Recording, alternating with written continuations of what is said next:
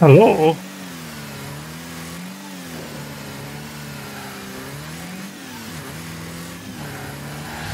All right. Testing a different setting. Now I've got it at 6,000 kilobits constant bitrate. Only 2B frames. I'm going straight with the recommendation, the official recommendation from Twitch for 1080p 60. And it's coming in pretty darn good on Twitch, even on my laptop, so that's a good sign. I'm really worried about what Facebook is going to do with this signal. At some point I might have to send two different streams, one to Facebook and one to everything else, until I'm able to get 100 followers, because I think once I get 100 followers, I'll be able to send just the straight 1080p stream to all three sources. Alright, so let's go take a look at Facebook, because clearly the Twitch one is working great. Actually, I'll hit full screen first, make sure it looks great at a large size. Yeah, it looks quite a bit better than it even did at the 2560 by 1440 resolution. So this is probably the way to go. And then there's other reasons too that this is good, because modern games don't have good anti-aliasing options. All the anti-aliasing options typically just make stuff blurry. So while I'm playing this on my computer at crazy 4K, I got three 4K monitors next to each other. There's a lot of grittiness to the picture because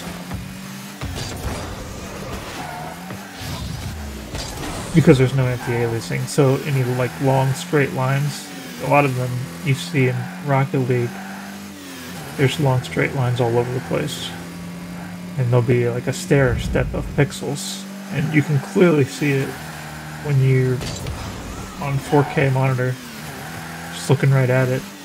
But once it goes through video processing and stuff, it gets blurred away, especially when it lowers the resolution down to 1080p. Because when it lowers to 1080p, you can pretty much eliminate that stair stepping effect, because it essentially gives you a 4-pixel anti-aliasing automatically. Alright, I'm pretty happy with the stream quality on the Twitch. Let's check it out on the Facebook. It's going to be hard to grow Facebook on Age of Empires at 720p, but I think it'll at least be better than it was before.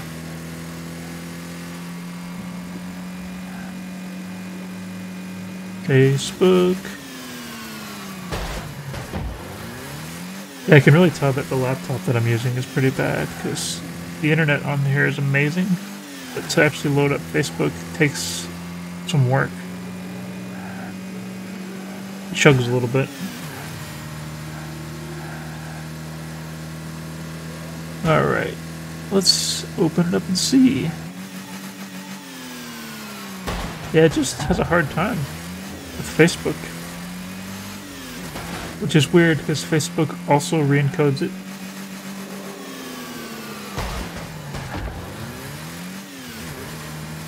Wonder how much the delay is on Facebook. I'm gonna assume it's pretty high. Looks like it's coming in pretty good though. Yeah, it's coming in better than it was when I sent it at 2560 by 1440. Yeah, I think it's pretty darn acceptable, I'd have to say. Let's see what the delay is. I'm going into the goal right now. 3, 4, 5, 6, 7, 8, 9, 10. About 10, somewhere between 10 and 15 seconds delay. So it's not great, but it's somewhat usable. Alright, and the last place to check is YouTube. Let's see. I think I already had YouTube open. I just gotta pause this. Okay, this laptop only has 2 cores. So trying to run 2 videos at the same time would be good, but it's good that I tested on this old laptop because most people don't have the latest, greatest, nicest computers and phones. So if it doesn't run on them, then a lot of people aren't going to be able to watch. Let's see, so I'm not looking at the live one right now.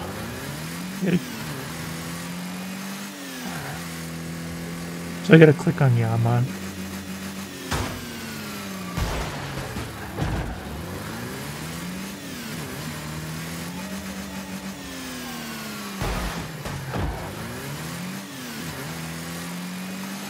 And okay, it's live now. Alright, and I'm gonna go ahead to the goal and count down how long it takes. So I'm in the goal now. 1, 2, 3, 4, 5, 6, 7, 8, 9, 10, 11, 12, 13, 14, 15. Oh my gosh.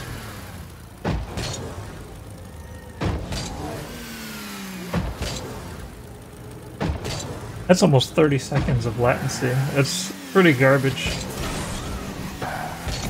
But what can you do? There's no reason for it to take 30 seconds to send this video signal. I'm sending it at a perfectly good bitrate, a perfectly good video. I mean, computers are fast, internet's fast. And the server should be able to send the signal within a few seconds.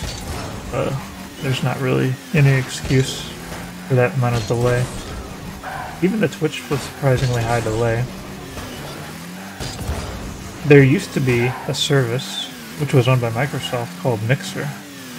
And they actually didn't do it dumb. That's the way to put it.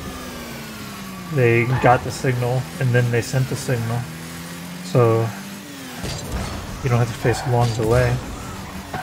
But for some reason, they gave up. Microsoft is kind of unreliable in that effect. They make cool things, and then they just give up on them. And then it puts a lot of people out, because they were relying on that.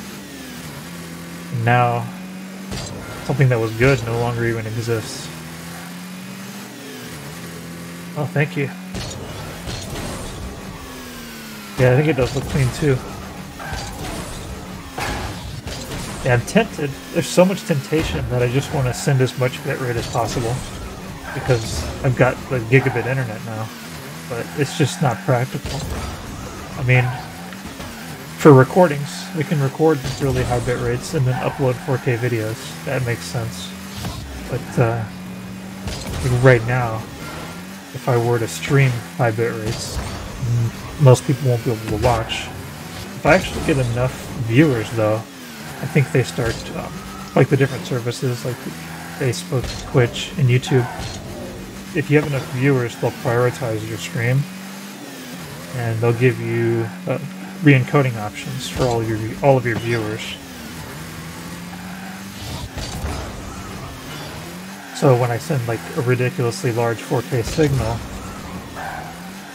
if I had 1,000 viewers or something, they would say, "Oh, the stream is worth it," and then they would have their server immediately transcoded into 1080p, 720p, all the different options. So then people would be able to watch the really high bitrate streams if they want to. They'd be able to watch the really low bitrate streams. And they'd probably give me lower latency as well, just because priority on the server. I don't know if I'm ever going to get enough viewers to get any kind of priority. So what I do have is enough internet to send as many different streams as I want. So maybe I'll make like a Yaman Lo-Fi and a Yaman Hi-Fi. 2 different streams, putting out 2 different quality levels. That might be a good idea. Because I just have so much internet, there's no way I can use it all. I do need to upgrade my computer though. This computer, I've had it for a while. It's an AMD Threadripper 1950X. In hindsight, it was always a bad choice. It's a bit clunky. Like, it's never been as fast as Intel computers. And for what it is, it even has quite a bit of like hardware issues, stuttering issues. So yeah, if I had made the choice of going Intel high-end desktop originally, I would have been a lot better off. But, I mean, the AMD thing was the popular thing. It was the cool thing, the new thing. I wouldn't have even known that it wasn't so great had not... my sister needed a computer, and we got her set up with an Intel high-end desktop. I think it's got maybe like an 8800X in it. Maybe it's 8900X, I'm not sure which. But her computer is just so smooth, always. And it's made me really jealous, even though this AMD computer has more processing overall. It's just the type of processing, and the hardware issues, and the glitches, the hang-ups, missed frames. There's so many different weird issues. Where the Intel one just kind of works perfectly. It's probably changed recently. I mean, AMD's put out a bunch of new stuff. They've got like the 3000 series, which I got from my brother, which supposedly performs pretty well. I've not actually seen it in person though. But from what I see on all the benchmarking tools, is that it gets very solid benchmarks, and it's really the only option right now if you want PCIe 4, which gives you access to faster hard drives and stuff. I might wait until PCI 4 comes out for Intel. I've kind of put up with the problems on this AMD computer too long that I don't know if I'm willing to go AMD for my next computer, even though I've heard of how much better it's gotten. A lot of the things that get better though are just the like the performance, but the issues and stuff that I'm always having with AMD stuff. A lot of it's just bad drivers and stuff, maybe. The software is just not quite so good. I'm a little bit doubtful that they've fixed all that as well. Anyways, I think this was way too long for me to just be running around in circles, playing with the ball. But I wanted to make sure that my internet and my encoding settings, everything was completely ready for the next time I'm streaming for real. And I think I'm very happy with these settings.